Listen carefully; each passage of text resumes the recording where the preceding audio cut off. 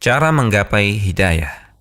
Bagaimana upaya kita untuk mendapatkan hidayah? Dan bagaimana pula caranya membuat orang lain mendapatkan hidayah? Berikut di antara sebab-sebab seseorang mendapatkan hidayah. Pertama, bertauhid.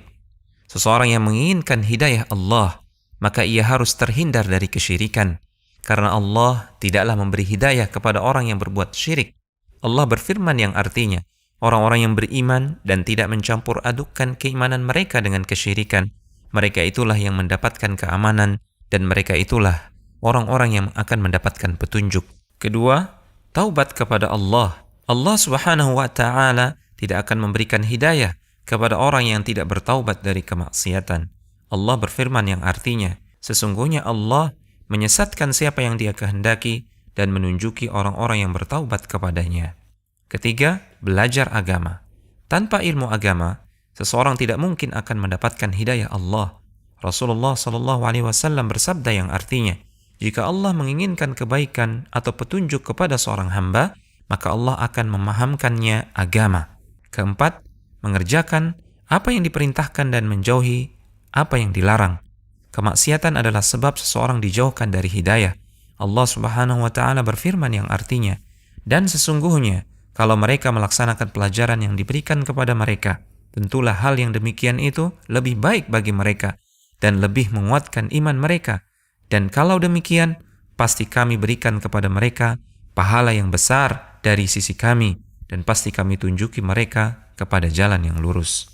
Kelima, membaca Al-Quran, memahaminya, mentadabburinya, dan mengamalkannya. Allah Subhanahu wa Ta'ala berfirman yang artinya, sesungguhnya Al-Quran ini memberikan petunjuk kepada jalan yang lebih lurus. Keenam, berpegang teguh kepada agama Allah. Allah Subhanahu wa Ta'ala berfirman yang artinya, barang siapa yang berpegang teguh kepada agama Allah, maka sesungguhnya ia telah diberi petunjuk kepada jalan yang lurus. Ketujuh, mengerjakan salat. Di antara penyebab yang paling besar seseorang mendapatkan hidayah Allah adalah orang yang senantiasa menjaga salatnya.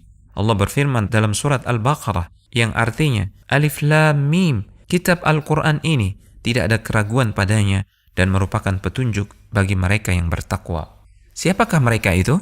Dilanjutkan pada ayat setelahnya, yaitu mereka yang beriman kepada hal-hal yang gaib, mendirikan salat dan menafkahkan sebagian rizki yang diberikan kepadanya. Kedelapan, berkumpul dengan orang-orang saleh. Allah Subhanahu wa Ta'ala berfirman yang artinya, katakanlah, apakah kita akan menyuruh selain Allah sesuatu yang tidak dapat mendatangkan kemanfaatan kepada kita dan tidak pula mendatangkan kemudaratan kepada kita?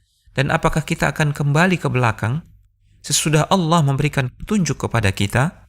Seperti orang yang telah disesatkan oleh syaitan di pesawangan yang menakutkan, dalam keadaan bingung, dia mempunyai kawan-kawan yang memanggilnya kepada jalan yang lurus dengan mengatakan, marilah ikuti kami.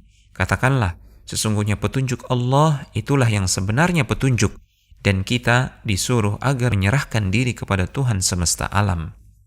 Ibnu Katsir rahimahullahu ta'ala menafsirkan ayat ini.